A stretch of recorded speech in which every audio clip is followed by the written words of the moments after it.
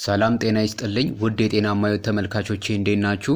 ዛሬ የብዙዎች ችግር ስለሆነው ስለ ፎሮፎር እንነጋገራለን። ፎሮፎር በብዙዎቻችን የራስ ቅል ላይ የሚከሰት የተለመደ ችግር ነው። የዚህን ችግር መንስኤዎችና ጥሩ ለውጥ የምታዩባቸውን መፍትሄዎቹን እነግራችኋለሁ። እስከ መጨረሻው አብራችሁኝ ቆዩ።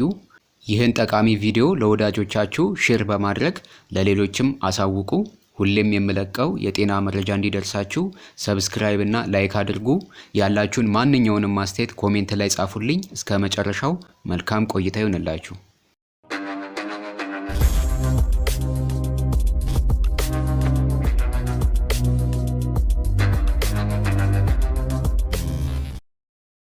ፎሮፎር በብዙዎቻችን የራስ ቅል ቆዳ ላይ የሚከሰት የተለመደ ችግር ነው። በጭንቅላታችን ቆዳ ላይ የሚገኙ ሴሎች ተፈጥሯዊ በሆነ ዑደት በየጊዜው እየሞቱ አዳዲስ ሴሎች እየተተኩ ይሄዳሉ። ይህ የሴሎች የመተካካት ሂደት በጤነኛና የፎሮፎር ችግር በሌለባቸው ሰዎች ላይ እስከ 1 ወር የሚደርስ ጊዜን ሊወስድ ይችላል። በዚህ ጊዜ ውስጥም የሞቱት ሴሎች ቀስ በቀስ ከቆዳ ላይ እየተወገዱና እየተተኩ ይሄዳሉ። ነገር ግን ይህ ነው በማይባል ምክንያት አዳዲስ የጭንቅላት ቆዳ ሴሎች በብዛትና በፍጥነት እየተፈጠሩ ይሞታሉ። እነዚህ ሴሎች ከትክክለኛው ተፈጥሯዊ የመተካከያ ጊዜ በጣም ባነሰ ጊዜ ውስጥ ስለሚፈጠሩና ስለሚሞቱ እየተገፉ ወደ ላይኛው የጭንቅላታችን የቆዳ ክፍል በብዛት ይወጣሉ። በቆዳችን ላይ ባለው ተፈጥሯዊ ቅባት ምክንያት እነዚህ የሞቱ ሴሎች እርስ በእርሳቸው በመጠባበቅ በመጠን እያደጉ ነጫጭ ርጋፊዎችን በመፍጠር በፎሮፎር መልክ ከፀጉራችን ላይ ይራገፋሉ። ይህ የሞቱ ሴሎች ከጭንቅላት ላይ የመርገፍ ሂደት በጤነኛ ፎሮፎር በሌለባቸው ሰዎች ላይ የሚከሰት ቢሆንም አዲስ የሚፈጠሩና የሚሞቱት የሴሎች መጠን ተመጣጣኝ ስለሆነ ችግሩ በእነሱ ላይ ሳይስተዋል ከፀጉር ላይ ይወገዳል። የፎሮፎር ችግር ባለባቸው ሰዎች ላይ ደግሞ በከፍተኛ መጠን የጭንቅላት የቆዳ ሴሎች መፈጠርና መሞት ይከሰታል። ፎሮፎር በሁሉም የእድሜ ክልል ላይ የሚከሰት ችግር ቢሆንም በበለጠ መልኩ ግን ወጣቶችና ጎልማሶች ለችግሩ ተጋላጮች ናቸው። የተለያዩ ጥናቶች ወንዶች ከሴቶች በበለጠ በፎሮፎር እንደሚጠቁ አሳይተዋል። ፎሮፎር ምንም እንኳን አደገኛ ወይም ተላላፊ ባይሆንም በጣም አስቸጋሪና አሰልቺ በሽታ ነው። በዚህ ቪዲዮ የተለመዱ የፎሮፎር ምልክቶችንና ውጤታማ የመፍትሄ መንገዶቹ ላይ እንነጋገራለን። በመጀመሪያ የፎሮፎር ዋነኛ መንስኤዎች ከሚባሉት ውስጥ 10ን እንመልከት። አንደኛ፣ የማላሴዚያ ፈንገስ። ይህ ዋነኛው የፎሮፎር መንስኤ ነው። ይህ ፈንገስ በተፈጥሮ በሁላችንም የራስ ቆዳ ላይ የሚገኝ ሲሆን መጠኑ ከልክ በላይ ሲበዛ የራስ ቆዳን በማስቆጣት የቆዳ ህዋሳት በፍጥነት እንዲሞቱና እንዲፈረፈሩ ያደርጋል። ይህ ፈንገስ የሚመገበው በቆዳችን የሚመነጨውን ቅባት ነው። ሁለተኛ፣ ቅባታማ የራስ ቆዳ። የራስ ቆዳችን ከልክ በላይ ቅባት የሚያመርት ከሆነ ለፈንገሱ ምቹ ሁኔታን ስለሚፈጥር ለፎሮፎር ያጋልጠናል። በተለይ በጉርምስና ወቅት የሚከሰቱ የሆርሞን ለውጦች የቅባት ምርትን ይጨምራሉ።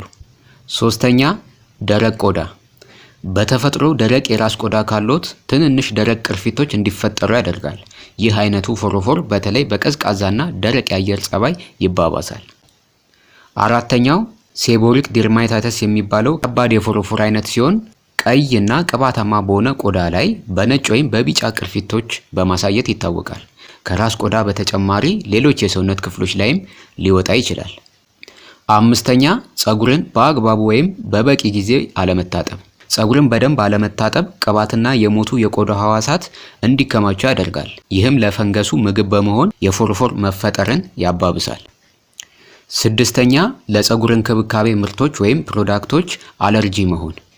አንዳንድ ሻምፖዎች፣ ኮንዲሽነሮች ወይም የፀጉር ማስዋቢያ ምርቶች ውስጥ ያሉ ንጥረ ነገሮች የራስ ቅል ቆዳን በማስቆጣት ወደ ፎሮፎር ሊያመሩ ይችላሉ። ሰባተኛ፣ ውጥረት ወይም ስትረስ በቀጥታ ፎሮፎርን ባያስከትልም የሰውነትን በሽታ የመከላከል አቅምን በማዳከም ያለውን ፎሮፎር ሊያባብስ ወይም እንዲቀሰቀስ ሊያደርግ ይችላል። ዘጠነኛ፣ ሌሎች የቆዳ በሽታዎች እንደ ሶሪያሲስ እና ኤክዜማ ያሉ የቆዳ በሽታዎች በራስ ቆዳ ላይ በመውጣት ፎሮፎር የሚመስሉ ቅርፊቶችን ሊያስከትሉ ይችላሉ። 10ኛ፣ የተመጣጠነ ምግብ እጥረት እንደ ዚንክ፣ ቫይታሚን ቢ እና ጤናማ ቅባቶች ያሏቸው ንጥረ ነገሮችን ያላካተተ አመጋገብ የራስ ቆዳ ጤንነት ላይ ተጽዕኖ በማሳደር ለፎሮፎር መከሰት አስተዋጽኦ ሊያደርግ ይችላል። እነዚህ ፎሮፎርን ሊያስከትሉ የሚችሉ መንስኤዎች ናቸው። ታዲያ ፎሮፎር ሲከሰት ዋና ዋና የሚያሳያቸው ምልክቶች ምንድናቸው የሚለውን ስንመለከት የመጀመሪያው ነጭ ወይም ግራጫማ ቅርፊቶች በፀጉር ላይ እና በራስ ቆዳ ላይ ይታያሉ። ሌላው የራስ ቅል ቆዳን ማሳከክ ይኖራል። ማሳከኩ ከቀላል እስከ ከባድ ደረጃ ሊደርስ ይችላል። ሌላው የራስ ቆዳ መድረቅ፣ ቆዳው የተወጠረና የደረቀ ስሜት ሊኖረው ይችላል። እንደገናም ቀይና ቅባታማ የቆዳ ክፍሎች በተለይ በከባድ የፎሮፎር አይነት ጊዜ ይታያሉ። ሌላው የራስ ቆዳን የመውረር ወይም የማቃጠል ስሜት ሊሰማ ይችላል። እንደገናም የፀጉርን ገጽታ በመቀየር ፀጉር ደብዛዛና ወዝ የሌለው እንዲመስል ሊያደርግ ይችላል። እነዚህ ፎሮፎር ሲከሰት ልታያቸው የምትችሏቸው ምልክቶች ናቸው። ታዲያ ውጤታማ የፎሮፎር ሕክምናና መፍትሄዎቹ ምንድናቸው የሚለውን እንመልከት። የመጀመሪያው ልዩ የሆኑ የፎሮፎር ሻምፖዎችን መጠቀም። እነዚህ በጣም የተለመዱና ውጤታማ መፍትሄዎቹ ናቸው። ከዚህ በታች የምነግራችሁን አይነት ንጥረ ነገሮችን የያዙ ሻምፖዎችን በመፈለግ ተጠቀሙ። የመጀመሪያው ፓይሪቲዮን ዚንክ፣ ሴሌኒየም ሰልፋይድ፣ ኬቶኮናዞል፣ ሳሊሲሊክ አሲድ እና ኮልታር የመሳሰሉ ንጥረ ነገሮችን የያዙ ሻምፖዎችን በመፈለግ ተጠቀሙ። እየተጠቀማችሁት ያላችሁት ሻምፖ ውጤታማነቱ ከቀነሰ ሌላ አይነት ልዩ የፎሮፎር ሻምፖዎችን እየቀየራችሁ ተጠቀሙ። ሻምፖውን እላው ላይ ያለውን መመሪያ በመከተል ተጠቀሙ። ሁለተኛ፣ ፀጉርን በየጊዜው መታጠብ። ፀጉርን በየጊዜው መታጠብ ቅባትና የሞቱ ህዋሳትን ለማስወገድ ይረዳል። ሶስተኛ፣ የራስ ቅል ቆዳን ከማከክ መቆጠብ። ይህ ሁኔታውን ያባብሰዋል። ሻምፖን በምትጠቀሙበት ጊዜ ቅርፊቶችን ለማስለቀቅ በስሱ ነው ማሸት ያለባችሁ። አራተኛ፣ ውጥረትን መቆጣጠር። ውጥረትን ወይም ስትረስን መቀነስ ያስፈልጋል። የአካል ብቃት እንቅስቃሴ ማድረግ ውጥረትን ስለሚቀንስ ፎሮፎርን ለመቆጣጠር ይረዳቸዋል። አምስተኛ፣ ጤናማ አመጋገብን መመገብ። እንደ ዚንክ፣ ቫይታሚን ቢ እና ኦሜጋ 3 ፋቲ አሲድ የያዙ ምግቦችን ማዘውተር ለቆዳ ጤንነት አስፈላጊ ነው። ስድስተኛ፣ የፀጉር ማስተካከያ ምርቶችን መቀነስ። እንደ ጄል፣ ሞይሰስ እና ስፕሬ ያሉ ምርቶች በቆዳ ላይ ተከማችተው ቅባትን በማብዛት ፎሮፎርን ሊያባብሱ ይችላሉ። ሰባተኛ፣ ፀጉርን በየጊዜው ማበጠር።